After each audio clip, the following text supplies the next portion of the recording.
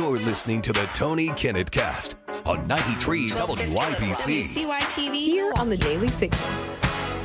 Good evening and welcome to the Tony Kinnett Cast here on the Daily Signal, nationally syndicated first on 93 WIBC. We have got a lot of news that is flying in, information on a Department of Justice indictment against the Southern Poverty Law Center. We'll be joined by Tyler O'Neill, our senior editor, a little bit later. He'll break down that stuff for us, and let's be real, kind of need a couple of minutes to put some of the notes together on this because that is a major development.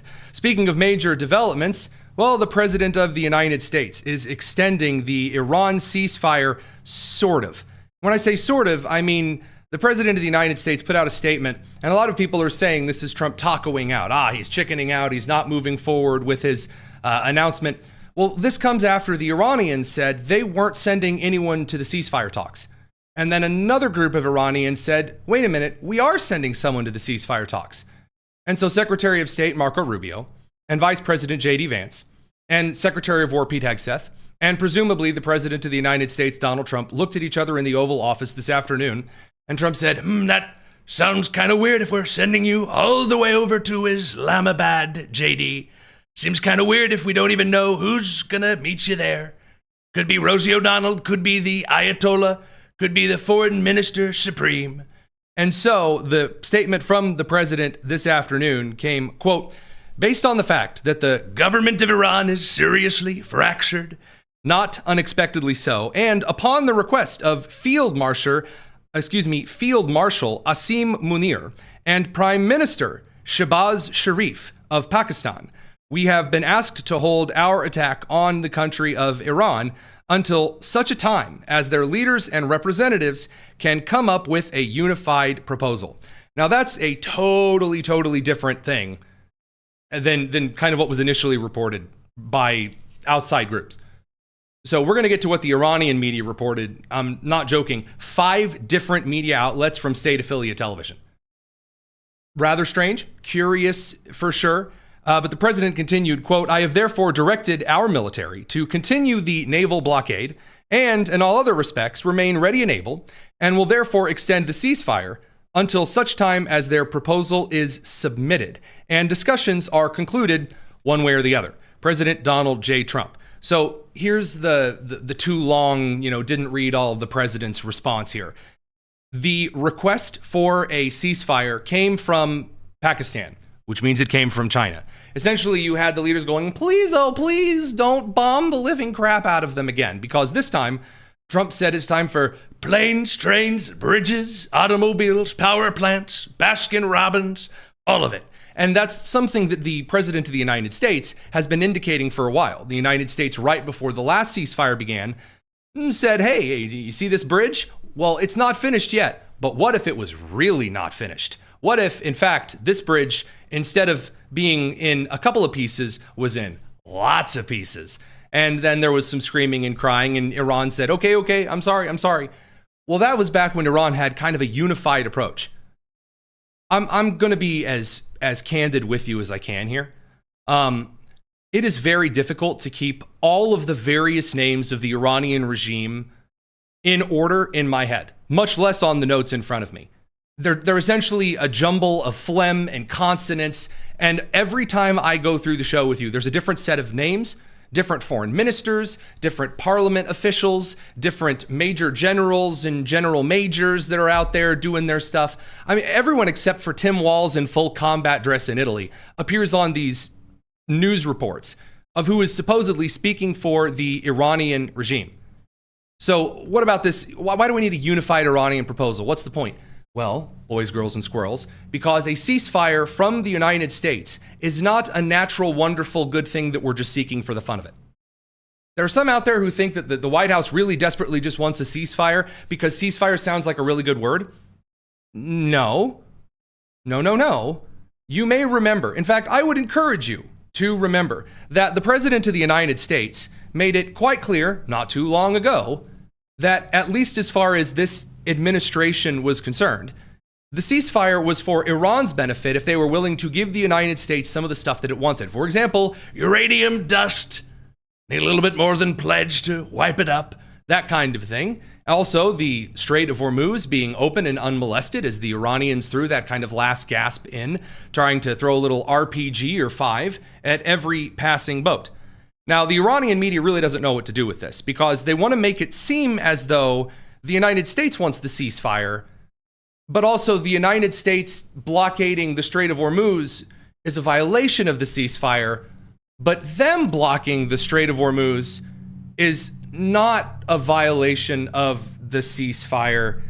Yeah, it doesn't make any sense to absolutely anybody at all. And it doesn't make sense to them. And you can tell that because the various Iran-linked state news outlets, this being Tasnim, saying Iran says its official position will be announced at a later stage.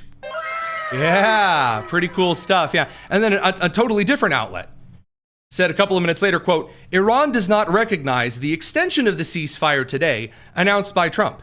It may not commit to it. Oh, a little maybe there. And it will act in accordance with national interests. Yeah. I mean, again, I'm impressed, but that's not all. Billy Mays, but wait, there's more. From a separate news agency, they've announced that the United States continuing the naval blockade means there was never a ceasefire to begin with. Iran will not open the Strait of Hormuz as long as someone else's blockade continues. By the way, just for the record here, as far as the Strait of Hormuz is concerned, it is not an Iranian body of water. It is considered by the United Nations an international body of water, both by mileage, distance from the coast, as well as based on the international trade routes going through the Strait of Hormuz and the Persian Gulf as a whole. And that's going to be important here because Iran is begging and pleading and begging the United Nations over the U.S. seizing a boat that was violating the blockade. So anyway, they've announced that Iran is going to break this blockade and they are going to attack with force. And there is yet another announcement. This one from a spokesperson for the Khatam al-Anbiya headquarters. That's the headquarters of the IRGC. Think the Pentagon, but with less everything. Anywho, they say, quote, in light of the repeated threats from the U.S. president, we warn that our forces are on full alert with their finger on the trigger. So yesterday they were ready to reveal new cards. That's right, Skipbo, Uno, maybe the 5 cards of Exodia. That's right, so many cards, so little time. Today, their fingers are everywhere, on the pulse, on Eric Swalwell, on the trigger, who knows? And so they're saying this is in case of any aggression or action against Iran. But they've also just said that the naval blockade was the action against Iran. I'm sorry, you really shouldn't try to piece the logic together. I mean, because there is none. There's nothing here. There's nothing of substance. And the infighting in the Iranian regime is getting worse. The president making that case, you openly have members of the IRGC that are feuding with foreign ministry. And this is the real reason the United States is not sending J.D. Vance over. The real reason they're not sending them over is if the foreign minister shows up, and then what happens last time, the IRGC says, no, that foreign minister was lying. He was way out over his skis. He had no idea what he was talking about. We say no. And the Trump administration said, okay, well then send a representative of the IRGC. And the foreign ministry said, well, he's not legitimate. I'm legitimate. It's essentially the episode of the sitcom where two people are somehow look the same and they're trying to convince the main character, oh no, I'm the real person. No, I'm the real person. That's what's going on. Amid Iran's critical bankruptcy, Iran is out of money, it is out of food, it is out of pretty much everything. And China sending a bargain bin of crazy Uncle Kraken's fireworks from the side of the interstate over to Iran to try to make ends meet for just a little while. Yeah, they're not getting there. They're not getting there. Now, this doesn't stop senators from Connecticut like Chris Murphy from being the dumbest person that you know, which, you know, for him is kind of run of the mill, except he got extra stupid. We're going to talk about that over on the live stream side of things. Radio crew, we're going to send you over to the commercial. A big show tonight. Don't go anywhere. It's the Tony Kinnett Cast here on the Daily Signal. Now, like I said, here on the live stream, we don't make you guys sit through commercial breaks. So while they're enjoying FCC-regulated commercial time, allow me to share some additional updates. So Iran lead negotiator Ghalibaf's advisor said that Trump's ceasefire extension lacks logic and is a move to buy time for a surprise strike. You can't have it all of these different ways. And again, the Iranian state media can't even agree with itself, but that doesn't stop some of the bigger idiots around the entire world from really engaging with the stupidity as hard and as heavy as they can. Case in point, Senator Chris Murphy of Connecticut. So he was roasted in probably one of the worst ratios, meaning that he posted something and everyone made fun of him. When a random account, Ali Vaiz, this propaganda mouthpiece for Iran, made the claim that 26 of the Iranian shadow fleet, that's right, the shadow fleet of Iran. Yeah, you didn't know they had a shadow fleet, did you? The super special, super duper ninja, extreme pride of Allah, super duper 007 force of extra submarines. They don't just travel in the ocean, they travel underneath it. Yeah. 26 of those vessels had, according to Ali Vaiz, made it through the U.S. blockade. The force with all of the satellites pointed at the Strait of Hormuz, and who is firing holes in the sides of any boat that comes near it, removing engine blocks faster than a discount oil swap here in the United States. Well, Chris Murphy, again, senator from Connecticut, decided this was his time to shine. And so he quote tweeted this and said, "Awesome." Now, you might be wondering why a certain senator of the United States of America would be cheering on the propaganda of an enemy of the United States. And you would be right to wonder why he would be doing that. As Molly Hemingway, good friend of the show, and might be joining us here on the show here pretty soon, of the Federalist, pointed out some of her previous reporting that Chris Murphy has spoken off the record in situations very questionably legal to members of the Iranian regime before. But, probably not the case here. So Chris Murphy gets raked because, again, a United States senator making the case that would be awesome. Man, I sure hope that the United States loses this. That is not only something very unpopular with Americans, it is just a very stupid thing in general to do. Now, a lot of times there will be online posts and people make a bigger deal of it than it is. Too many people live in the online spaces. Well, Chris Murphy was roasted over this so severely that he was forced to go on the record over this. TV reporters are following him around going, "Sir, do your parents receive sympathy cards on your birthday because you're just that stupid?" Here was his response to this. Twitter's become kind of a cesspool. I probably should give up on sarcasm on Twitter. Obviously, anybody that's seen anything that I have said about Trump's war knows that I think it's bungled, mismanaged, and he should end it as quickly as possible. But sarcasm is not something, I guess, that's allowed on Twitter any longer. Allow me to very, very briefly remind everyone that if you have to explain away something that you said, "Oh, I was actually joking. You didn't understand the fact that I was joking because you don't get it." And that's why they are being roasted to kingdom come. He couldn't just let well enough alone, or I guess let poor enough alone in this particular instance, because he then got back out on social media after he did this report, and he's like, "Okay, Twitter, I can't believe I need to clarify this, but obviously Trump's bungled mismanagement of this war is not awesome. As I've said a million times here, it's a disaster, and he should end the war immediately. My tweet was something called sarcasm." Yeah, okay, bud. Okay. We all believe you. We don't. But incredible. And by the way, not even the Iranian regime tried to make this particular claim. Iranian state media later tried to say that actually 9 ships had passed through of their super shadow navy, and then they revised that down to 5. So our thoughts and prayers, go out to Chris Murphy, the Ayatollah of Connecticut. Now, by the way, as far as actual traffic data in this particular instance, before things got a little spooky and gun shooty, Rudy Tooty again, marine traffic via NBC, about 12 commercial ships ended up passing through the Strait of Hormuz, none of them affiliated with Iran whatsoever. We got to send the radio crew, we got to bring them back in from commercial. Don't go anywhere. Tons to talk about, including resignations from Congress. It's the Tony Kinnett Cast.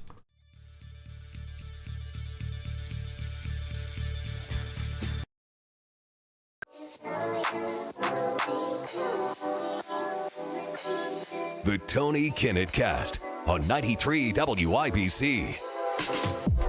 So after Representative Eric Swalwell resigned, because the allegations got worse and worse and worse and worse, and it went from, hey, remember that time you groped a woman 17 years younger than you?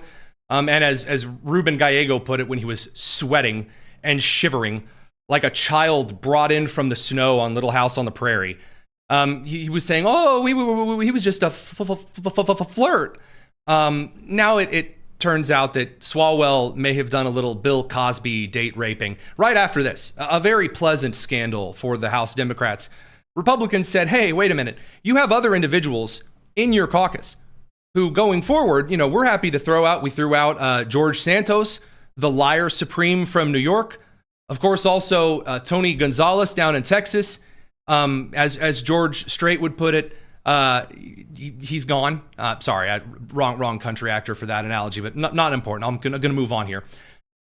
It really would not be a very good thing for the House of Representatives right now to have yet another major resignation and scandal. By the way, the joke would be Brooks and Dunn in the Boot Scoot and Boogie, but sorry, ADHD works in mysterious ways. The House did go forward with a major ethics committee investigation after, back on November 18th, 2025, Sheila Cherfilus-McCormick, representative of Florida, was charged by a grand jury in Miami, indicting her for stealing federal disaster funds from FEMA, the Federal Emergency Management Agency, then laundering the proceeds and then using the money to support her 2021 congressional campaign. Because, if you can't get people to donate to your campaign, steal it from FEMA. Come on, who of us hasn't? Her family healthcare company received a $5 million overpayment on a FEMA-funded COVID-19 vaccination staffing contract. Remember when there were those telling you that there were people likely going to be misusing COVID-19 relief dollars? Remember? And then you were told, oh, no, that's not happening because, Biden has to just pump money into the economy uncontrollably. I mean, of course, he has to. It's like required. And then she took that money that, you were told she wasn't using and then stuffed it into her campaign. That's according to the U.S. Department of Justice. So the specific charges include theft of $5 million in FEMA funds, money laundering, making illegal campaign contributions, and conspiring to file a false federal tax return. She also allegedly used some of the FEMA money to buy a $109,000 3.4 carat yellow diamond ring, which, by the way, I've seen, and it's freaking ugly. Anyhow, just a little side piece, because, again, nothing says classic Democrat fraud like also throwing on some bling. Remember good old Senator Menendez up in New Jersey, the Democrat senator who was paid off by Egypt in solid gold bars? And then his wife, picked up a nice fancy sports car because, why not?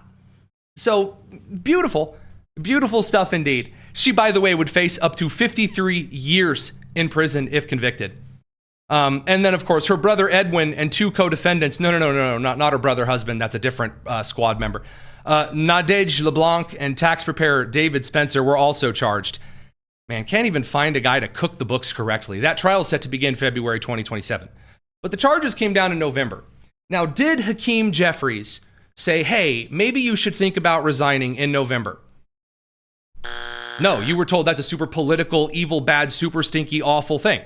No, of course she's not going to resign. Oh, this is partisan investigating. Remember that? Oh, now several months later, after congressman after congressman after congresswoman after congresswoman getting caught from everything from receiving texts from old Jeffrey Epstein in how you go after the Trump administration to Bill Cosby date raping, allegedly. Man, maybe keeping, Sheila Cherfilus-McCormick around isn't too good for the party, isn't too good for Congress heading into the 2026 midterms. And again, please do not take my word for it. Right before today, that being yesterday for those of you calendar experts, Hakeem Jeffries, the House Minority Leader, was asked, hey, you going to expel Sheila? You going to give her the old Brooks and Dunn boot, scoot, and boogie as well? You thinking about it? This is how Hakeem Jeffries Mr. Super, if I would have known, I would have removed Eric Swalwell immediately. I would have taken action. This is how he responded to that. Again, remember, the charges, the indictment, the evidence has been out for months regarding old Sheila. Here's how Hakeem responded. Is this a vote of conscience for Democrats to determine what should be done with Sheila Cherfilus-McCormick? Oh, her middle last name is pronounced Cherfilus? Huh, I didn't know that. Are we going to convene as a caucus in the aftermath of the recommendations that we anticipate at some point this week? I love it when the academic class stitches fancy words together. We're going to consolidate our commiserating committeeables, which we could synthesize a photosynthesis automatopoeia. Yes, academia, yes. And if possible, forthwith, there hitherto, absolutely. From the Ethics Committee, and then we will proceed in a manner consistent with our approach to these types of ethics matters, which is to always and at all times follow the facts and apply the relevant law without fear or favor. I've often made fun of Hakeem Jeffries, given that he sounds like a love child between Barack Obama and William Shatner as Captain James Tiberius Kirk.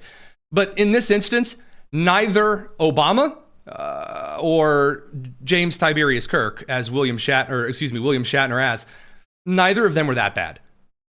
Wholly dodging the question, Batman. Not a good look. Not a good look at all. But it gets worse. It does. It gets a whole lot worse.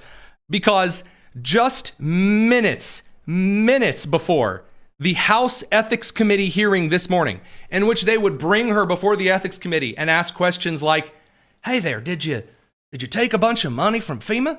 And hey, these tax records say you got paid out a big cha-ching level check here. Did you steal it? Did you launder it?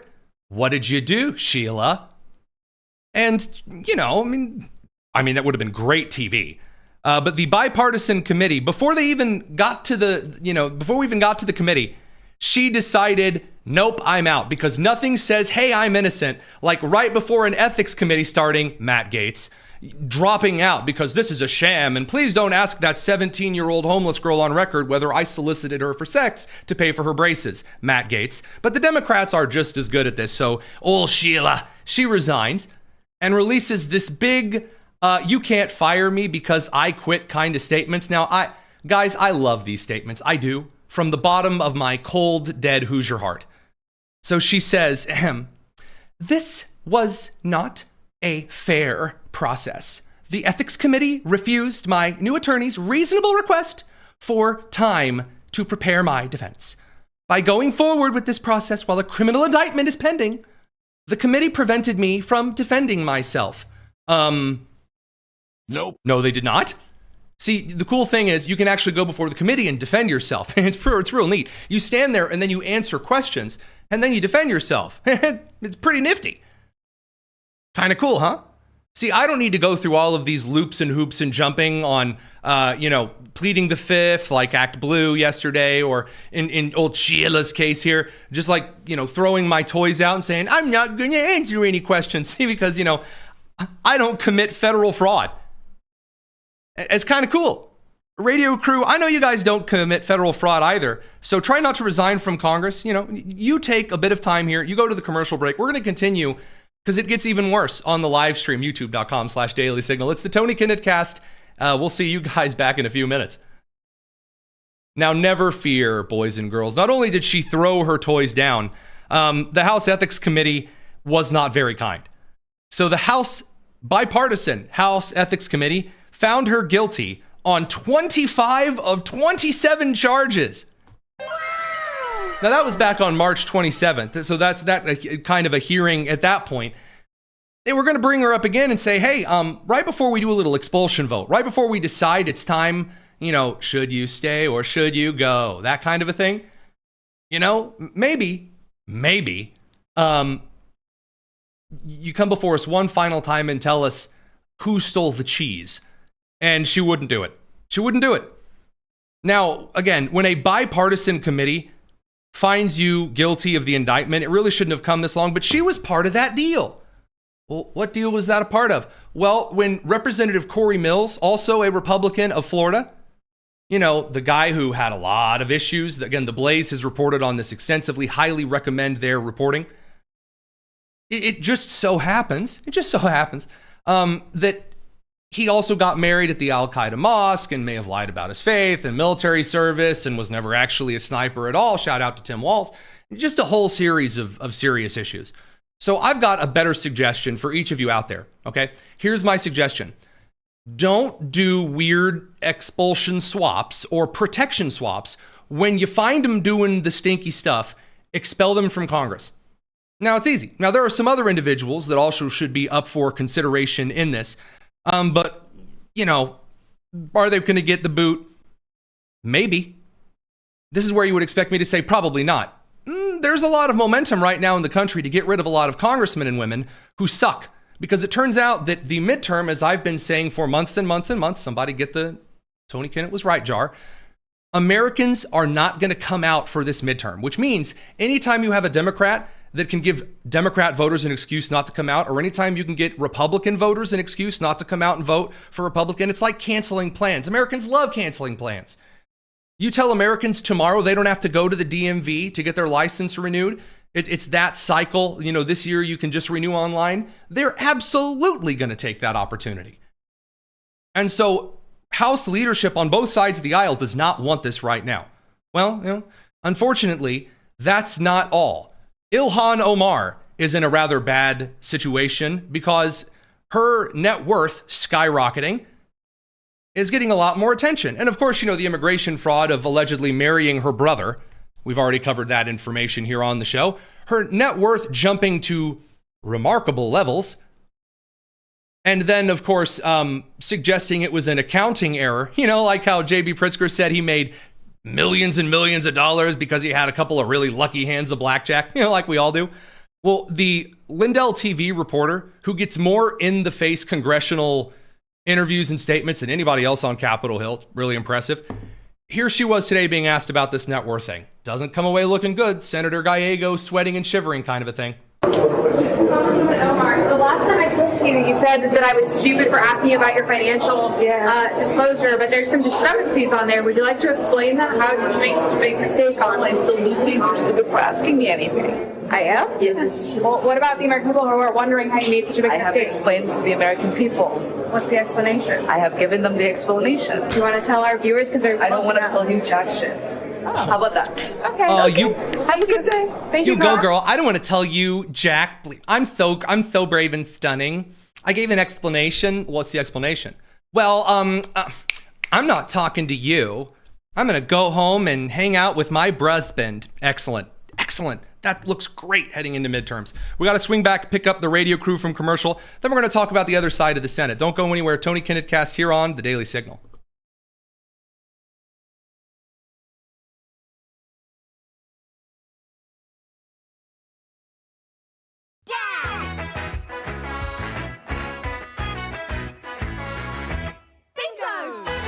It's the Tony Kennett Cast with special guest Rob Bluey. You heard the music. It's time for Rob Bluey, president of The Daily Signal. Rob, good to see you. A lot of stuff going on out there in the nation's capital. Good to see you, Tony. Yes, not just in our nation's capital, but apparently all over the world. Whether Vice President Vance actually takes off for Pakistan is a big question mark. But yes, right here on Capitol Hill, there's no shortage of debates that are taking place. That's for sure. So I've got this comment. I've gotten this question at least 10 times in the last week and a half, and I can't put it any other way than just pitching it to you. Are we ever actually going to see the government open? Like, is it going to fully open at this point, or is it just going to be partially closed like an old mattress firm? What's the scoop? Yeah, this has reached proportions that I never expected. And quite frankly, Tony, thank you for bringing it up, because so many news organizations and the legacy media, if this had been a Democrat president and a Republican Congress, there would be tickers on every single news website that you could imagine. It would be a topic of conversation every single night in primetime TV. And it's just frankly not received the attention it deserves. You're absolutely correct. There are portions of the government that remain closed because Democrats refuse use to fund those agencies that do immigration enforcement. It's put Republicans now in a position where they're trying to figure out if there's a workaround where they don't have to use the normal budget process, the appropriations process for funding these agencies. And they've turned to this tool, this budgetary tool called reconciliation, because it requires a simple majority rather than the 60 votes in the Senate. Now, the debate, though, you're having between conservatives and Republicans is there are conservatives who at the Republican Study Committee and others on Capitol Hill who said we should use reconciliation, and we're glad to include ICE and Customs and Border Protection, but don't just do those two agencies. Let's actually do something more substantive that enacts a larger part of President Trump's agenda. And that's exactly what the debate is taking place on Capitol Hill right now. I mean, are we still seeing this debate take place? I'm not really seeing a lot of new statements coming from senators' offices where they're talking about this. And this goes back to your original point about news outlets covering it. When I see a news statement that comes out from Senator so-and-so's office, I can say, hey, look, here's a little bit of an update. Here's something new. And instead, it just seems like they're all standing around with hands in the suit coat pockets. At least that's the perspective outside the Beltway that we're getting. Sure. And you've had some Democrats at certain points who had seemed willing to pass this funding for these two agencies. Again, we're talking about immigrations and customs enforcement and right. Customs and Border Protection. And so you have a debate that's really, so you have the conservatives, the Mike Lees of the world and the Heritage Foundation and Heritage Action, which say, don't squander this opportunity. We know how difficult it is to get anything passed on Capitol Hill. And if you're going to take the easy road out and use one of your opportunities for reconciliation only on these two agencies, albeit for the next 3 years, it's really a missed opportunity. And so the establishment Republicans, though, Majority Leader Thune and others, they have coalesced around this idea of doing what they call a skinny, or as I think Mike Lee has called it, an anorexic reconciliation bill, because literally there's almost nothing to it. Tony, let's think back to the one big beautiful bill that Congress passed last year. Think about how many committees were involved, how many different pieces of legislation were combined into one big beautiful bill, as the president called it. And yes, it did take a bigger effort on the part of Speaker Johnson and Leader Thune, but we're all better off for it today as a result of the Congress working together. In fact, I was just this morning at an event at the Department of Transportation with Secretary Duffy, where he was touting the $12.5 billion in air traffic control improvements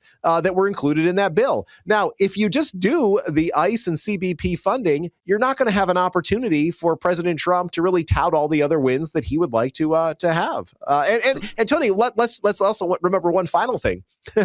This might be their last opportunity. If Republicans lose control of Congress, they're not going to have a chance next year.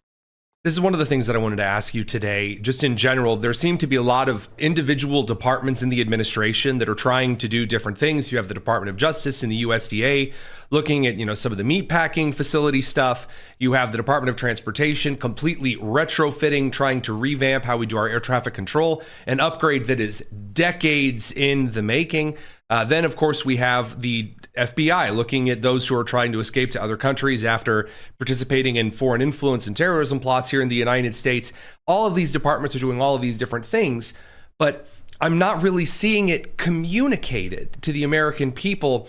That's got a lot of Americans wondering as well. I don't know if you've seen the footage of people going around to bartenders and things and asking about their tax returns. And they said, well, yeah, we got a huge tax return this year. We don't know why. What do we need to see as far as like an actual communication point to the American people if this really is the last chance? I mean, maybe a carrot instead of just the stick to get the Senate moving. That's a great point, Tony. I was thinking about this last week, in particular, as we were embarking on tax day, which I believe was Wednesday of last week, and we were talking about anything it seemed but the large tax returns. Now, granted, there's some media bias there. They obviously don't want to highlight the success and this big monumental win for the Trump administration. However, I do think that members of the administration themselves probably need to focus more on less of the personal personality conflicts. Again, we had the Labor Department, Labor Secretary resign after a number of scandals that came out. Like, those are the headlines you don't want. You want to be talking about all of the positive changes that the Trump team at the Labor Department has implemented over the course of the last year and a half almost. And so I really do hope that they take your advice and look for opportunities to sell some of these wins, because that's what the American people truly need to hear. If they're going to re-elect a Republican Congress, they need the confidence that that Republican Congress is actually going to be a better alternative than the Democrats, who, quite frankly, we saw what a disaster it was when Hakeem Jeffries and Chuck Schumer were in charge last time. I mean, I guess that just kind of from a more inexperienced perspective, looking into the way that politics function in Washington and how American people perceive it, it's a difficult thing when you're trying to task packaging a win together, because if it comes across as disingenuous, as though you're trying to game the public into believing there's more of a victory than there is, then they won't trust you. But then if you ignore the victory, then they don't take it into account anyway. Has there actually been a time that we've seen, and I don't have an answer in mind here, I'm really asking this just if there is an answer, in modern American history, is there a time where the American people were given a series of wins and it generated its own kind of momentum from administration or congressional announcements?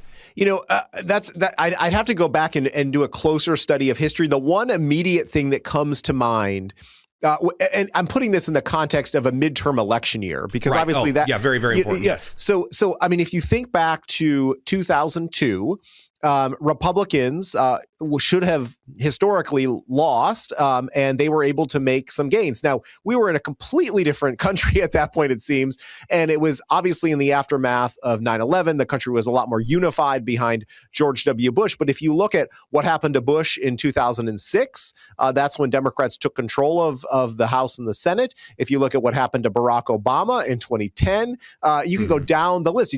Donald Trump in 2018. And so historically speaking, yeah, it's hard for the administration in power to package up the wins. Even Joe Biden attempted to do it, right, with the Inflation Reduction Act and other things that he did. I just don't think, as you said, that's what I'm saying. Like, were buying it.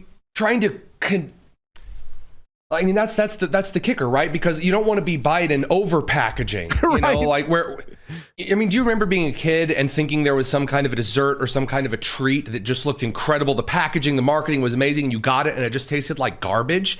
I mean, I don't want that. I don't want to see that, because you're right. There's a lot of people who believe this is the only chance we've got. And so I guess that just kind of out of curiosity, I'm looking for the common points, because, you know, one of the things that we do here on the show is that we do advocate for certain things to occur. And I have an issue if I don't see it in my mind of what I'm advocating for. It's hard to suggest it. Like, I don't like pitching hypotheticals, you know? So it's I just wanted to float that past you. Yeah, and I think ultimately, Tony, a lot of people will probably judge this on the price of gasoline, the price of groceries, and how much they're paying in rent or a mortgage. And so those are the big factors that probably will have a much bigger consequence on the outcome of the midterm elections than, sadly, you know, some of the geopolitical gains that Donald Trump has made, or even in the case of what we've just been talking about, all of the great provisions in the One Big Beautiful Bill. Well put. Rob Bluey, president of the Daily Signal, thanks for giving us a couple of those updates from Capitol Hill. Thanks, Tony. It's good to see you. All right, really quickly, before we get over to some of the bonus tonus style information, we're going to cover some of the breaking news out of the Department of Justice and then the Southern Poverty Law Center. I mean, these are some huge indictments. So we're going to send the radio crew over to the commercial so we have enough time to get this stuff in. Guys, if you're on the radio side, youtube.com/Daily Signal, tune in with us right now. It's some pretty big stuff. It's the Tony Kinnett Cast. We'll catch the radio crew on the other side. All right, so first and foremost, pretty huge stuff. The Southern Poverty Law Center, which is an organization that, as Tyler O'Neill, we're going to bring him on in a couple of minutes here. He's our senior editor at the Daily Signal. They have done some really wild stuff over the last couple of decades. And now, realistically, in the 21st century, originally, of course, doing some fighting against the KKK, then pivoting that to suggesting that anyone who is to the right of Bernie Sanders is essentially a hateful, evil, terrible, awful, bigoted, racist Nazi. And they'll just go after anybody. Doesn't matter who it is that they are or how innocuous they are, like the family research or the focus on the family, excuse me, labeled them a hate group. Just really weird, bizarre stuff. So the Southern Poverty Law Center has now been charged by the Department of Justice in a pretty huge indictment. The SPLC had reported earlier today and late yesterday that they were being investigated by the Department of Justice and then released of their own volition, oh, hey, by the way, we once paid some informants. We had some paid informants to let us know some super sneaky, weird stuff. And, again, you'll hear Tyler's breakdown in a second. That's pretty bizarre. Here is the list of charges over from the DOJ. So first, that they had paid an alliance affiliate $1 million. They had paid the Aryan Nation $300,000. They paid a Unite the Right member. That would be the Charlotte situation. Charlottesville, excuse me, $270,000. Former National Alliance chairman, $140,000. Former KKK members, $73,000. The American Front president felt $19,000. Some pretty crazy stuff. And again, this is a primary leftist group to go after anyone on the right that they want by saying they're actually an evil, super duper terrible racist. So Tyler O'Neill, our senior editor over at the Daily Signal, he has a thread breaking a lot of this down. Again, we're going to have him on here in just a couple of minutes. His outline of what's currently going on with the Southern Poverty Law Center: 6 counts of wire fraud, because while it claimed that it was dismantling white supremacy, it appears to have funded a broad swath of white nationalist groups. So again, you'll hear me kind of make this illustration over to Tyler here in a couple of minutes. Just if you're going to dismantle an organization, you're going to fight crime, don't be involved in the crime. There's a difference between an informant and then someone who is actively fostering the crime taking place. Or saying, hey, you guys in Michigan who don't like Gretchen Whitmer, what if you kidnapped her? You're not allowed to do that. So as he talks about in the SPLC wire fraud charges here, the SPLC set up 5 fictitious entities in order to funnel cash to its informants, which resulted in a series of false statements to the bank. You can't do that. You're not a cop. You're not the FBI. You're not allowed to falsify records, but I was doing it for a really good cause. No, that's not allowed. That's not how that works. So we're going to bring over Tyler here in just a second. Don't go anywhere. We have a lot to cover tonight. It's the Tony Kinnett Cast. We got to bring that radio crew back from commercial.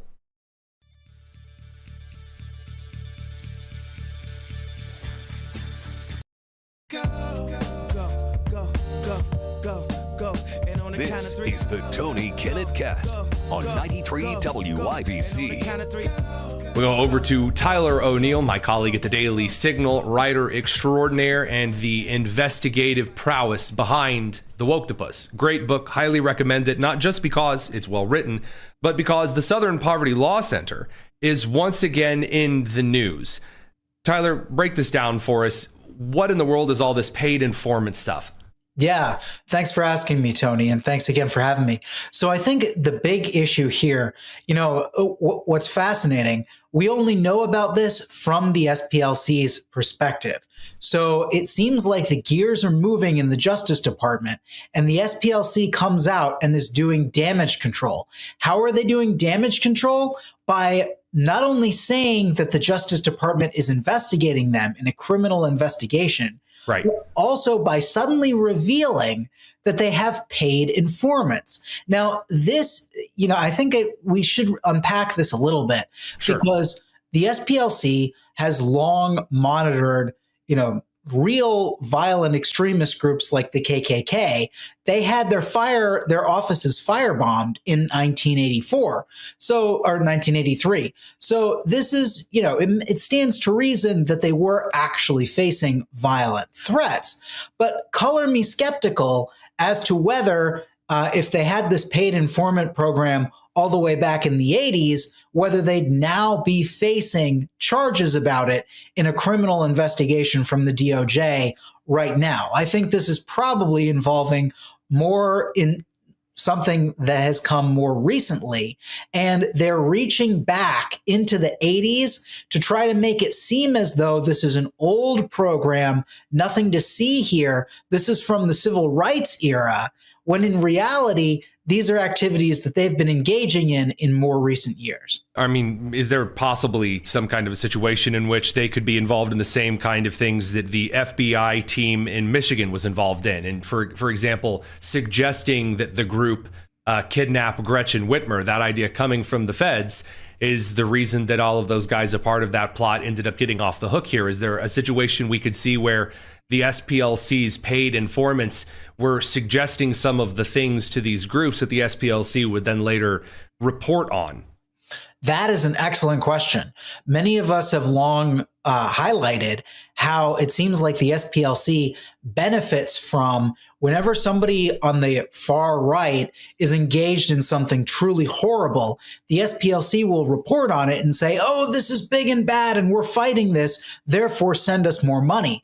Exhibit A really came in Charlottesville when, leading up to that whole conflagration, that Unite the Right rally. Right. The SPLC had been demonizing Confederate monuments. They even published a map with every single Confederate monument across the country. And they even included military bases, middle schools, high schools on that list, while people were engaging in violent attacks against many of these monuments.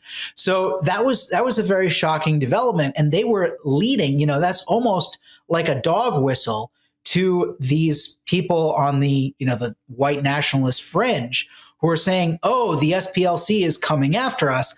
That engages them. And then if they had paid informants in those same groups, they could be working both sides of this. And the big thing about the Unite the Right rally is right after it, you had Tim Cook, you had JP Morgan Chase giving millions of dollars to the SPLC, and CNN blasting the SPLC's hate map all across the internet.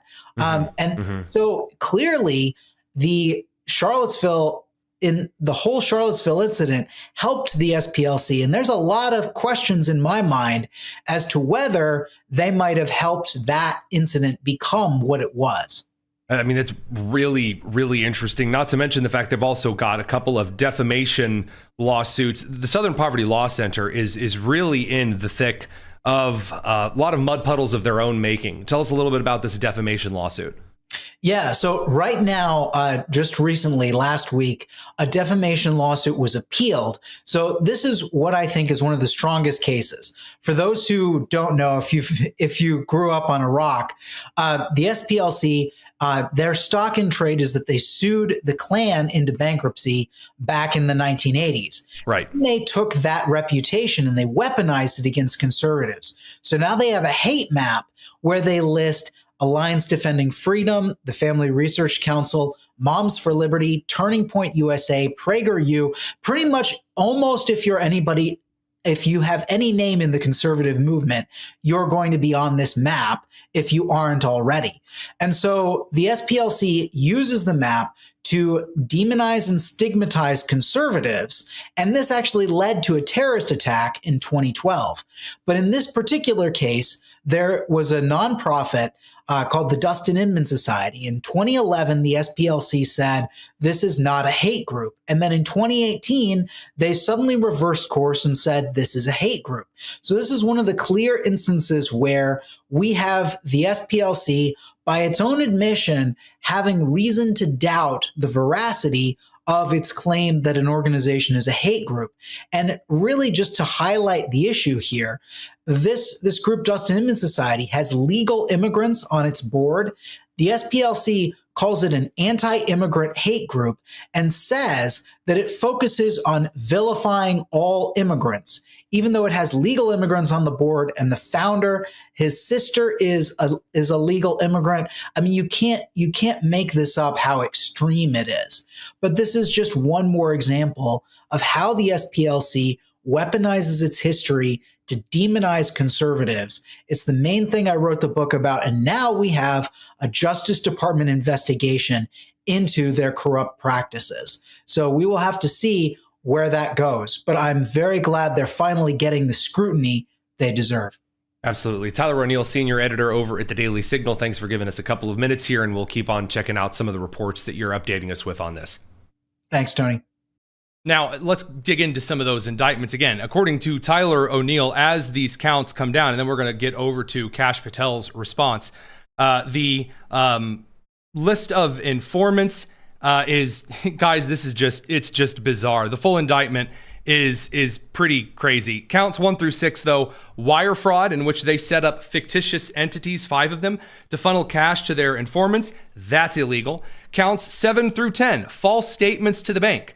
Again, guys, you're not allowed, if you are not the police, if you are not a federal agency, to go out there and say, oh, I'm going to pay the mob so I can get informants like PI investigator style. Yeah, you can't do that.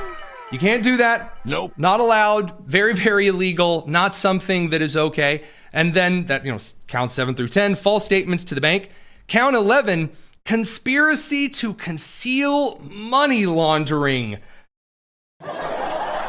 Oh, that stings. That does sting. And the indictment says the SPLC will forfeit any property coming from this allegedly illegal activity. That means they can't profit off of this junk. So essentially spiking the water and then running around and saying, oh, the well's been poisoned. Who could have done this? Yeah, no. We're going to continue on the live stream. Radio crew, TV crew, you guys take care. It's the Tony Kinnett Cast here on the Daily Signal. All right. Guys, it's just bizarre, the amount of money that flows in and out of the SPLC over to the left side of things. Now, we also have some information on the Virginia redistricting race. So that election took place today. It's the votes are tallied. They're coming in.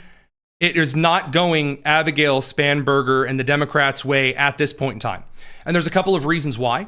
And now we're going to maybe get a chance to check in with one of our Daily Signal crew over on the Virginia side of things on the ground, actually. He's Joe Thomas. He's a radio host out in Virginia, just a true professional. I believe he's running an event out there. We'll see if we can get a couple of minutes where he can step away and give us an update.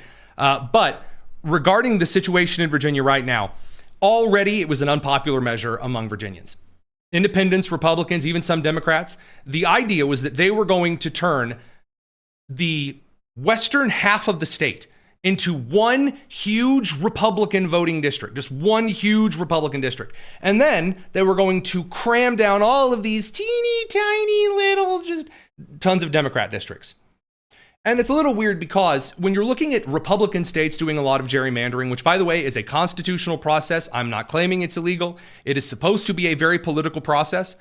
However, I will point out that when Republicans do some gerrymandering, the map always ends up looking with some pretty sizable chunks of Republican voting districts. And then when Democrats do their gerrymandering, looking at you, Illinois, looking at you, Massachusetts, there are always these teeny tiny districts that are curly cued around with sewing that would make the dyslexic one-armed grandmother's knitting project for your sweater look really nice and tidy. So, not a really popular thing going forward. The actual referendum question, and I want to pull up the exact wording for this for you. The actual ballot question from Virginia is not, should we redistrict the state and gerrymander in the middle of the election? No, it is. Are you ready for this? Should the Constitution of Virginia be amended to allow the General Assembly to temporarily adopt new congressional districts to restore fairness in the upcoming elections while ensuring Virginia's standard redistricting process resumes for all future redistricting after the 2030 census? They didn't even give their own voters, the people of the Commonwealth of Virginia, they didn't even give them the common courtesy of saying what they were voting for. They Anschlussed the people of Virginia in this election. They Anschlussed them. They basically came up with this big, huge, convoluted, would you be in favor of fairly? It's the Hakeem Jeffries monologue from earlier on in the show. They can't even say, would you be restoring fairness to democracy? That's some panicking level crap already. It is.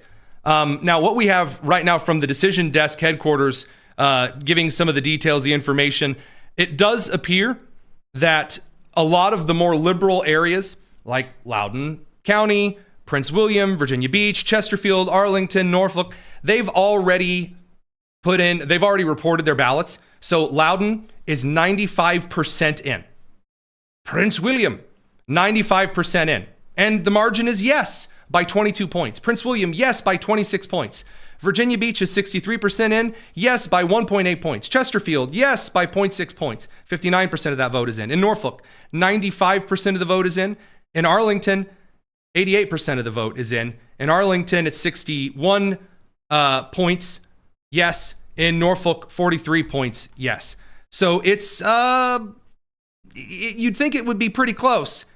Except right now, it's still a little too close to call. As of right now, with 54% of Virginians reporting, it is currently 57-42 no redistricting. Otherwise, very favorable for Republicans heading into the midterms.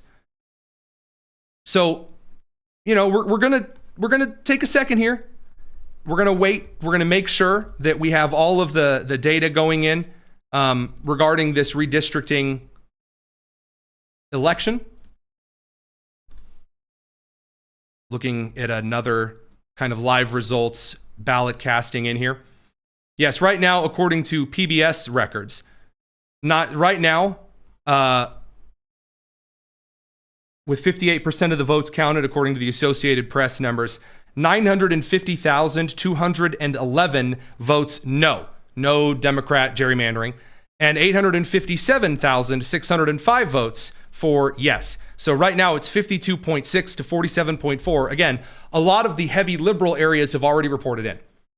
Now, as a reminder, Abigail Spanberger's popularity has plummeted like a rock in the deep blue sea over the last couple of months because she ran as a moderate. She ran as a centrist, as just a nice, Glenn Youngkin in a wig, probably, maybe, who knows. And then it turned out she has governed like Bernie Sanders and Zoran Mamdani and Gavin Newsom, which is not what people of Virginia were looking for. And when they were like, hey, you got any ways that you can help lower our bills? And she's like, what if we increase taxes and also cut off a lot of your energy sources? And people of Virginia have looked around and said, wow, I'm being given 2 middle fingers right to my face. So now, after Abigail Spanberger pinky promised, she wasn't going to pursue redistricting, she did so. Now again, I've said this before, I want to make this clear. Right now, redistricting, constitutional, not a bad thing. It is supposed to be a mechanism that encourages voters to hold their state legislatures by a short noose, a short leash. That's supposed to be the point. You're supposed to care about your state legislatures and who is your state representative, who is your state senator. If you're in California, you poor sod, your state assemblyman. If you're in the unicameral legislature, I don't know, your state, what is it, Nebraska or Iowa that's the unicameral legislature? Your state cornman, whatever. You're supposed to care who they are because they're supposed to have as much power as the federal government. It's supposed to be an equal balance of power.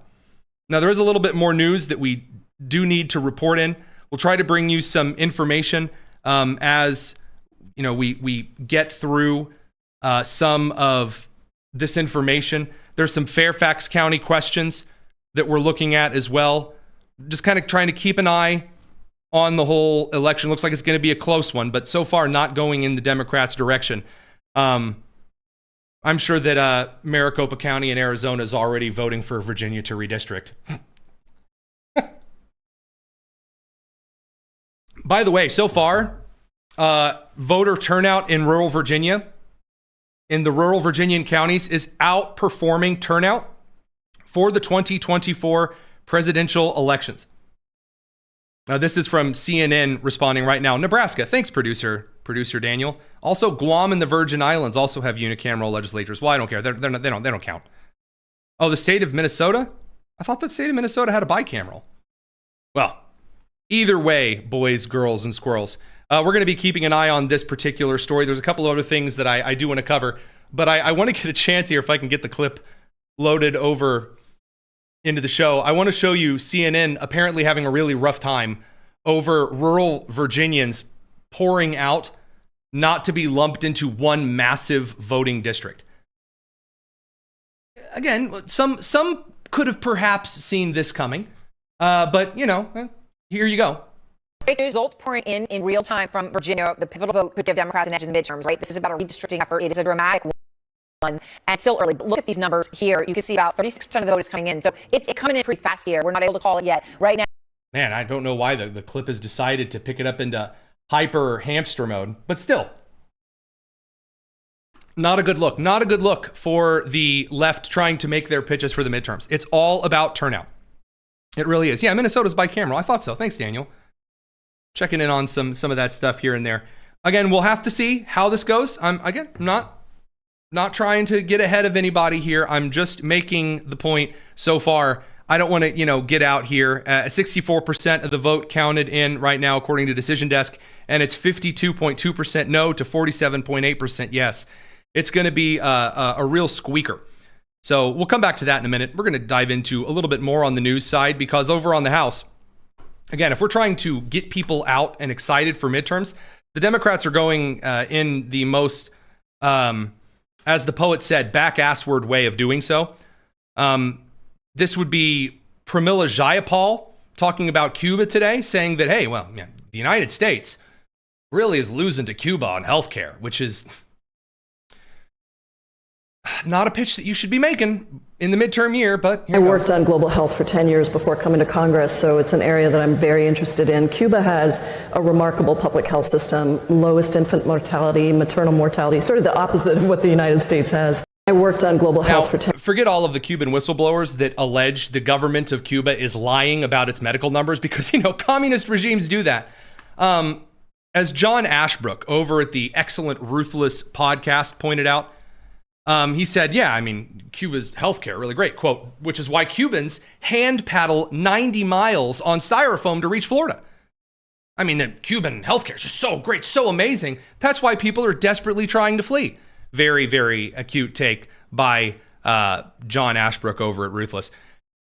The kind of hypocritical, weird, bizarre pitches to the American people are not looking good across the board.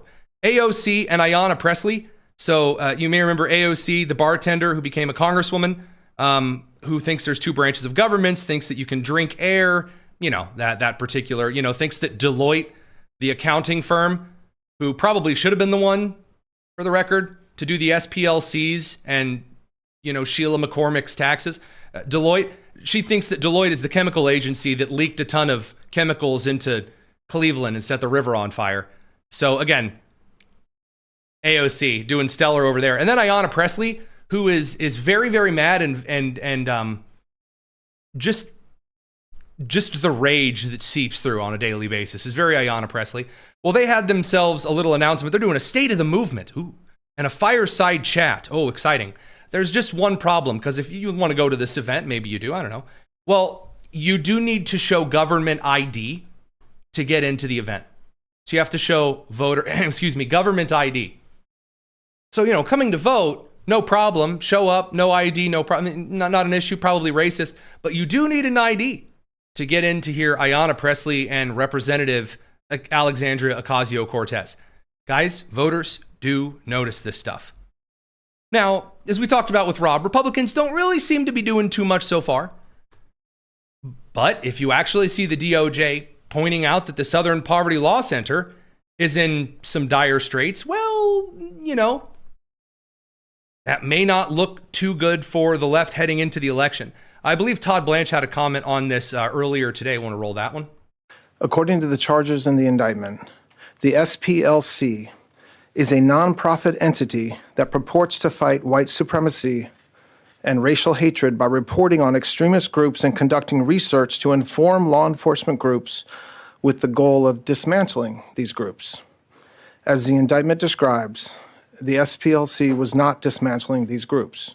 It was instead manufacturing the extremism it purports to oppose by paying sources to stoke racial hatred. Good from the acting attorney general. Also, Kash Patel, director of the FBI, on, again, a pretty wild series of indictments today. What we're here today is to announce what the general just told you. The Southern Poverty Law Center, in a massive, sweeping indictment, has been charged with allegations of fraud and using the banking system to perpetrate that fraud. I just want to talk about a couple of brief things here. The Southern Poverty Law Center themselves advertise to raise money to dismantle violent extremist groups for a period of at least a decade. They use their donor network to raise money to purportedly dismantle violent extremist groups. However, the SPLC, the Southern Poverty Law Center, used the money they raised from their donor network to actually pay the leadership of these very groups. I just want to say that again. They used the fraudulently raised money by lying to their donor network, thousands of Americans, to go ahead and actually pay the leadership of these supposed violent extremist groups. The groups, as the general laid out, include the Ku Klux Klan, the United Klans of America, Unite to Right, National Alliance, the National Socialist Movement, the Aryan Nation Motorcycle Club, and the National Socialist Party of America, and also the American Front. In at least one of these matters, our investigation revealed that funds were used to facilitate the commission of further state and federal offenses. Oh, gee, there it is. There it is. I knew it. I had the hunchiest of hunches. You know, put me in the bell tower at Notre Dame. I tell you what, I had a hunch that there would be a couple of dollars. And we're just using informants. Again, things you are allowed to do. You are allowed to have inside sources. I have inside sources. I have inside sources in, for example, the Indianapolis Star, who keep me up to date on a few things happening inside that organization. I have inside sources in the Indiana Democratic Party, in several other state Democratic parties, in the DNC, in the RNC. I have a couple of sources. You develop these kinds of things. However, here's what you're not allowed to do. You cannot pay them to break the law. That's not allowed. Very much not allowed. You also can't encourage someone to violate the law in a setting like this because you become an accessory. So again, the reason that I bring up the situation regarding Gretchen Whitmer in Michigan is that the reason that group of guys who were like 3%ers or whatever, they were going to go capture Gretchen Whitmer and bring her somewhere. The reason they had come up with this plan is that one of the FBI insiders, the undercover dudes, was the one who suggested, hey, you should go kidnap Gretchen Whitmer, and here's how you should do it. You can't do that. That's very illegal. And the SPLC is not even a government law enforcement body. The left's idea of having all of these various nonprofit or activist groups that think they can take foreign dollars like Code Pink, or that they can take foreign dollars like Act Blue, that they can, solicit all of this stuff. And then Biden's Department of Justice, who used the SPLC to go after individuals, would then feed information to the SPLC and other activist groups to go after people in pro-life situations and cases. Various groups that the Biden administration worked with in a very disturbing fashion. Not just the SPLC, but also working with, again, Planned Parenthood, several pro-choice groups, the SPLC in racial matters, as Tyler pointed out, going after middle schools that had a statue to a person in American history. It truly, again, I should be shocked. I'm not shocked that they were, in order to prop themselves up and impress you, in order to say, oh yeah, we're fighting white supremacy, then creating a little of the white supremacy to yell about. Oh wow, who could have seen this coming? Totaling over $3 million. Furthermore, our investigation revealed that the Southern Poverty Law Center, on top of perpetuating this widespread, decade-long, multi-million-dollar fraud, conducted more criminal activity. They attempted to hide their criminal activity from our financial banking network. They set up shell companies and entities around America so that the financial institutions that we rely on as everyday Americans were deceived in believing that money was not coming from the Southern Poverty Law Center in the perpetration of this scheme and fraud, but rather fictitious entities they stood up to perpetuate this ongoing fraud. This is a serious and egregious violation of a group that purported to dismantle violent extremist groups, but in turn actually only fueled the hatred. Now, I do appreciate that immediately after this, there were a bunch of reporter questions. You and I know that there was very little to actually do with the Southern Poverty Law Center here. No, what did the reporters immediately go to? Hey, the Atlantic said you get drunk sometimes and that you're missing in action and stuff, and that's the concern. Huh? And you can't even say, oh, they're doing this as a distraction for Kash Patel. Guys, the investigation has been ongoing for months. There's a lot of stuff to sift through. And again, please do not take my word for it. Go read Tyler O'Neill's The Woktopus. It's an excellent book. He kind of goes through the entire history of the Southern Poverty Law Center and what they have done, acting politically by just painting anyone they don't like as a white supremacist, super duper Nazi or whatever.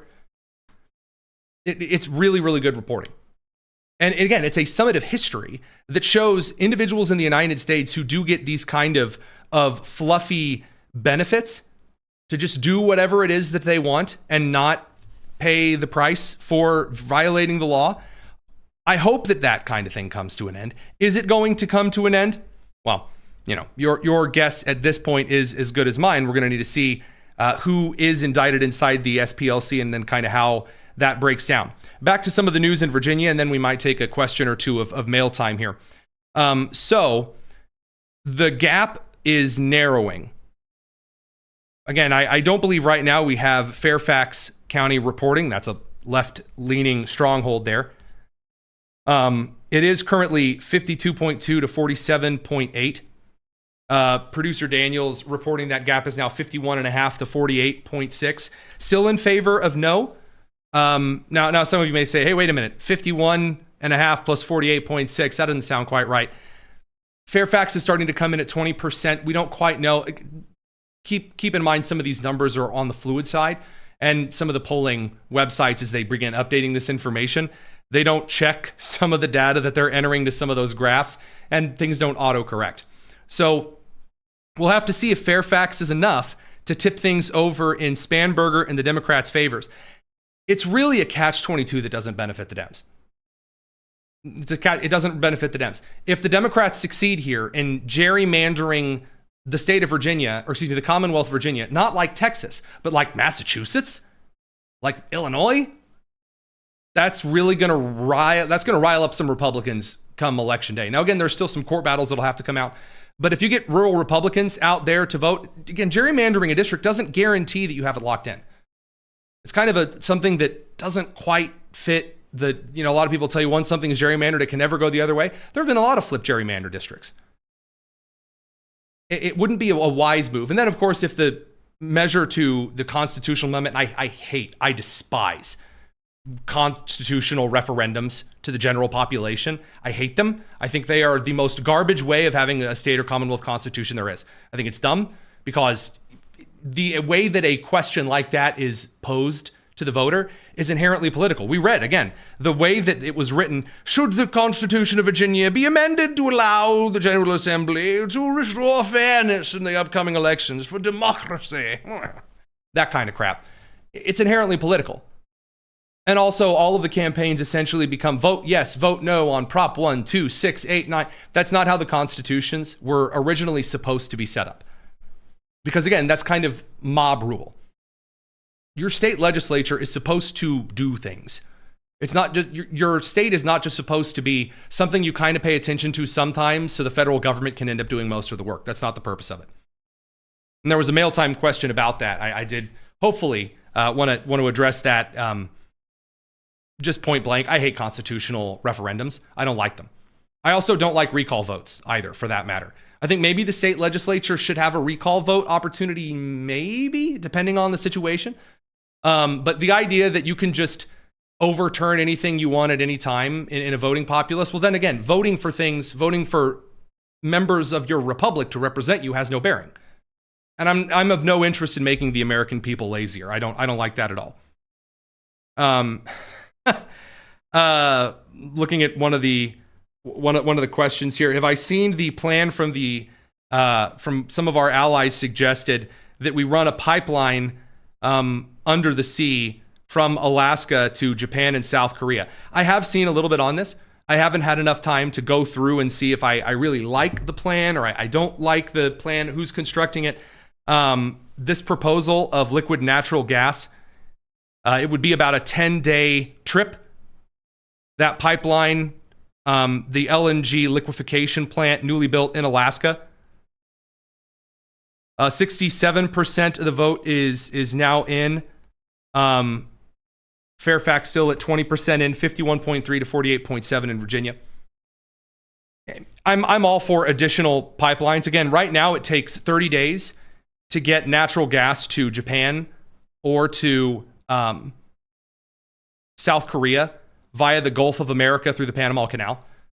I think that a pipeline, again, a North Slope gas field pipeline would be a very good move. I'm all for just expanding energy infrastructure. It's why I thought the Trump administration, as soon as this Venezuelan and Iran thing was getting started, yeah, I mean, I'm gonna level with you guys. It's just not. If we are in any kind of combat whatsoever, then the energy production of this country is under threat. And if another country can simply hike the gas prices in the United States and get the United States to abandon a military action, then it's a national emergency. That would be an instance right then and there when a national emergency declaration from the executive is appropriate. So I wish that the Trump administration would have signed that executive order as he's just signed in yesterday. It's a huge deal. Not a lot of coverage given to it. It's a shame because now a lot of oil and natural gas production facilities, refining facilities, now they can open up and be ready for business and get through a lot of those garbage EPA regulations. Oh no, the 3-footed Saskatchewanese mosquito breeds here. Well, screw that mosquito.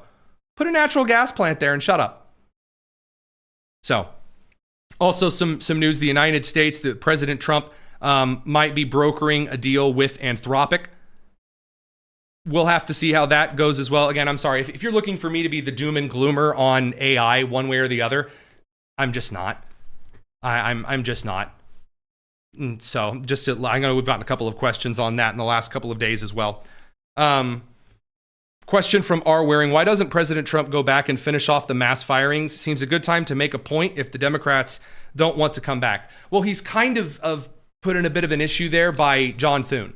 So again, the Senate majority leadership is making it a bit difficult for the President of the United States, who should have done a bunch of recess appointments, yet we're still here in endless committees and nomination hearings. There's a lot of dragging of the feet. And I am the kind of guy that tried to give any out possible to Thune when he stepped in. Senate Majority Leader is a difficult position. And again, same with Kevin McCarthy before the age of Speaker Johnson. But when you drag your feet through the gravel and the broken glass, when time is running out for the Republicans, the only reason he could do that is if he could make the pitch to the American people, hey, trust us, you want us in the second 2 years, it's going to be really great. Expand our lead so we don't have to kill the filibuster. No one's buying it, dude. Low turnout elections. Unless you give people a reason to get riled up, then people aren't going to get riled up. Have you not seen really crappy sports teams try to encourage people to come out for family-friendly nun dodgeball nacho night? And then you get out there and like no one shows up and it kind of stinks and all the nuns are eating nachos and playing dodgeball. By the way, still very entertaining and awesome. But this is kind of the same thing. If Congress isn't delivering, then don't sit here and tell me that I should be excited. So that said, there's a really good take from Dan McLaughlin over at the National Review saying that the reason that yes remains kind of the underdog despite the current lead would be that you still see some of the kind of, Franklin City, the Fairfax, Henrico, Southampton, Richmond City also not yet in. There's still a little bit of time here. I know there are a lot of people getting really, really excited. Don't be getting hasty. It's 51.3% to 48.7%. No is currently in the lead. 74.2% reporting.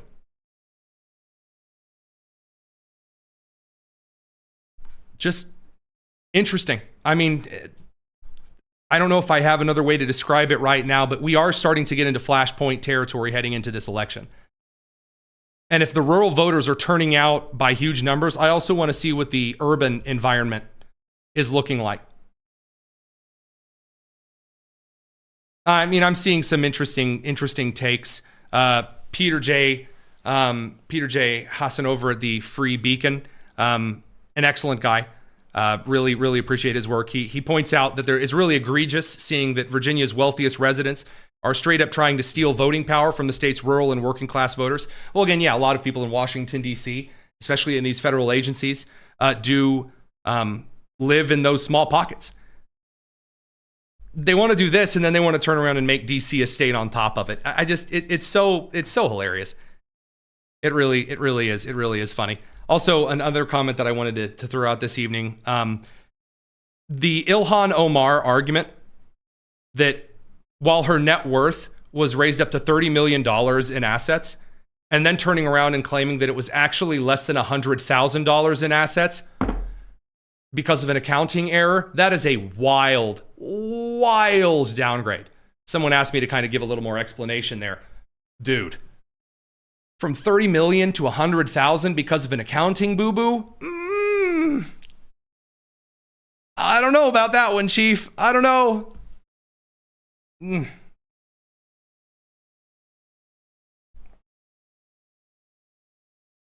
So I'm now getting a report that maybe Virginians have actually passed that they're calling the election for the gerrymandering. I don't know about that. I haven't seen the full report. Again, wouldn't be surprised. But I know I'm seeing some of the information that the votes are all in, and that it's that they're going to pass overwhelming this particular measure. I'd wait a minute there. I would wait just a minute there before we get out there ahead of some skis.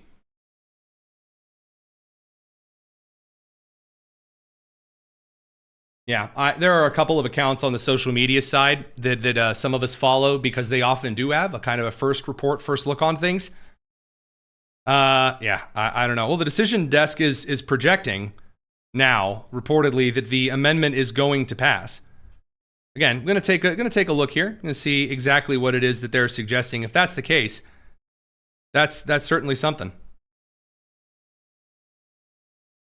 72% of the vote is in. It is 50.5 no, 49.5 yes. I'm just interested in seeing before the actual numbers flip. That's pretty bizarre. Based on the size and the location of the remaining vote, they're suggesting that Virginia and Fairfax are going to carry that through. Well, that's certainly a way to get a lot of Virginians really unhappy, and to give, again, if you were making the argument that we are simply responding to things, as Democrats were trying to do when they used California to respond to Texas, to flip that around really, really hard and suggest now, oh yeah, well, clearly we had to, make this Massachusetts and go from 6 to 5 to 10 to 1. Again, not saying it's illegal. I'm hearing the argument the courts need to strike it down. I would need to read the detailed arguments in the Virginia Constitution for the Commonwealth to look into this. I'm not going to levy any kind of an argument there.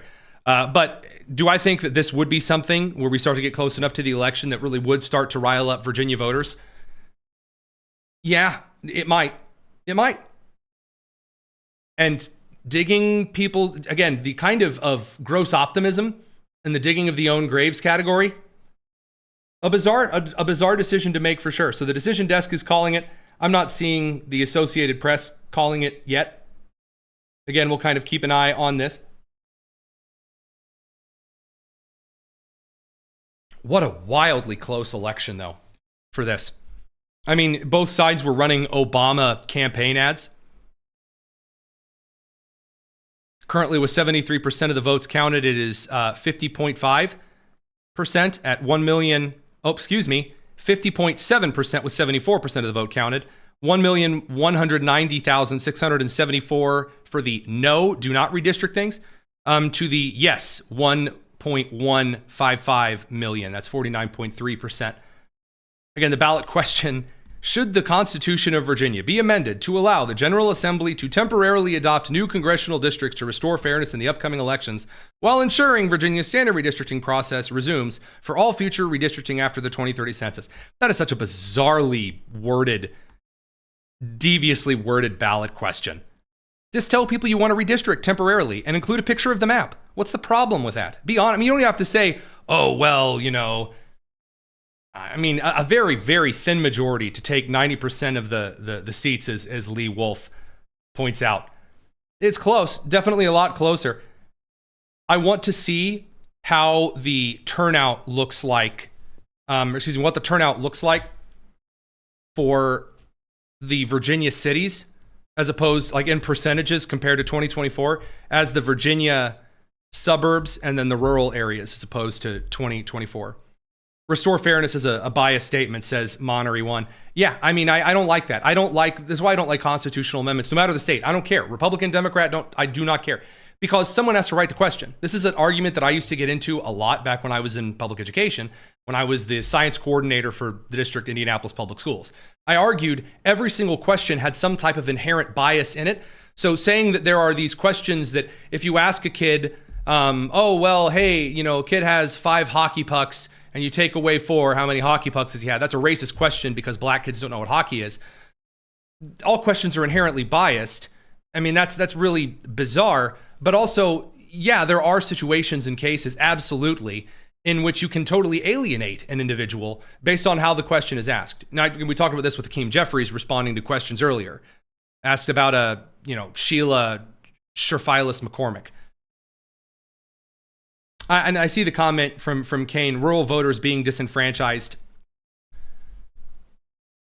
Yeah, but also at the same time, it is within the power of Virginian voters, if they don't like it, to elect a better state legislature that doesn't do this. Now, again, when you have a constitutional amendment kind of a thing, well, then it becomes a big mob rule kind of a game. And yeah, I think there is some disenfranchisement going on there, but I don't think it's disenfranchisement based on the state legislature passing a different map and a different rule, like the state legislature proposing an amendment. The disenfranchisement would come whenever you allow people to wildly flip switches because the mob rule says, yes, go do one vote big thing. I don't care for that. Mob rule stuff is kind of garbage. It's like the presidential election compact thing. Yeah, the whole popular vote now. No, don't care for that. So stop calling balls and strikes, or call balls and strikes. Don't be courteous. Well, no, I mean, I am not giving the benefit of the doubt when I say that gerrymandering is legal and that it is how the system was set up. It is. The system was set up to allow gerrymandering. The state legislatures are supposed to be in charge. They're not supposed to set up bilateral, bipartisan, independent commissions. They're not supposed to do that. Because you and I, even if we're on the same side of the aisle, we're going to separate districts in entirely different ways.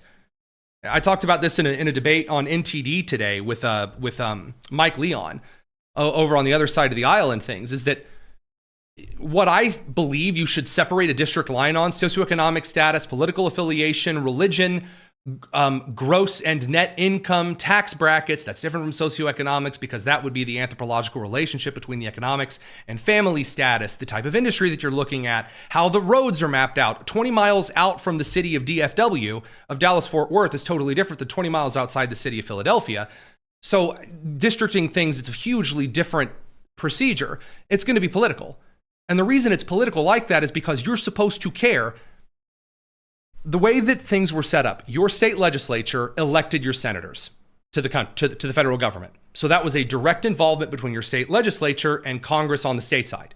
And then you elected the House of Representatives members, but the districts, again, to involve your state legislature, your districts were drawn up by the state legislature. That was the whole point. So that your state directly elected your senators until the 17th Amendment gave a middle finger to that very obvious framing. And then your state legislature was also supposed to draw the districts. This was so your state and you had an equal amount of actual investment in the federal government's activities. People don't care about that anymore. They don't, and that's a serious problem. And I think that's a big part of this. So again, that's kind of my take here. You know, I think that putting it right out there, that's when I say balls and strikes. That's the ball and strike that I'm given there. And I want my independent redistricting committee back from Cadence. I sympathize with you. You're not getting it. There's no such thing as an independent committee. Independent of what? The people still have politics on the committees. Do they not? Show me the people. I mean, again, who decides what the shapes are and why? I mean, it's an inherently political thing. It is. Whether it's Indiana or Texas or Massachusetts or Illinois, now you can say, hey, look, we recognizing that this is a nuclear deterrence game, I'm going to try to draw this map fairly, and you are, because if we both get into this tit for tat, then eventually the thing is going to burn down and topple. Yeah, I mean, that is what was supposed to be the off-ramp for it. But instead, we've created these constitutional amendment things where something passes and then you word it funny and you do a big, huge campaign, and then it's treated as some type of national football to throw back and forth. That's the issue. And you know, as some of the comments point out, yeah, I mean, you know, Abigail Spanberger did run as a moderate and is now campaigning very far to the left. It's why she's had the sharpest decline in a gubernatorial approval rating, you know, of all. Projections, according to Tyler Bauer over at Turning Point USA, say that it's essentially suggesting about 120,000 vote loss for the no vote, the yes passing by 120,000 votes. As Scott Pressler points out, yeah, that's about 600 ballot chasing staff that could have closed that gap. 600 people would have gone out and done the door knocking. Things would have been different because we have that data from prior elections. That's why we had Scott Pressler on earlier on in the day. So yeah, bizarre for sure. But that does, you know, one would think that this would be some kind of a spur to action. But as long as the Senate's, you know, kind of doing nothing and we're kind of goofing, yep, it's going to get closer and closer. And yeah, I don't see that. I don't see that being different. Again, I'm going to go ahead and wait one more time for kind of the data on this particular election here for the Associated Press. Let them bring in some of that data. And then I think we'll call it with a pretty much guesstimate no, or excuse me, a guesstimate yes on the ballot measure. 76% of the votes, excuse me, a slight update here. Oh, and it's wildly close. So yeah, I can see the no's definitely being passed here in a second. 76% of the vote counted according to the Associated Press. 50.5% for no, expected to be overtaken by the 49.5% for the yes, that ballot, that referendum for the amendment passing. So there you go. We'll talk about some of the fallout and the gloating, and if we actually see individuals moving forward. I mean, I made the case back during the Virginia gubernatorial that running Winsome Earl Sears for the same reason that Kamala Harris was picked is probably not a good idea. Also, having her get out there and say, I'm not Spanberger. I'm not gonna do this. Instead of actually saying, hey, Virginians, here's where we could go. That was a bad choice. That was a bad choice. But again, that's just part of it. The state legislature election matters way more than your congressional election. Another case why. We'll see you guys tomorrow, 7 p.m. Eastern, for more of the Tony Kinnett Cast. We'll catch you guys on the flip side of things. It's the Tony Kinnett Cast here on the Daily Signal, nationally syndicated and first on 93 WIBC. See you for season 2. Take care.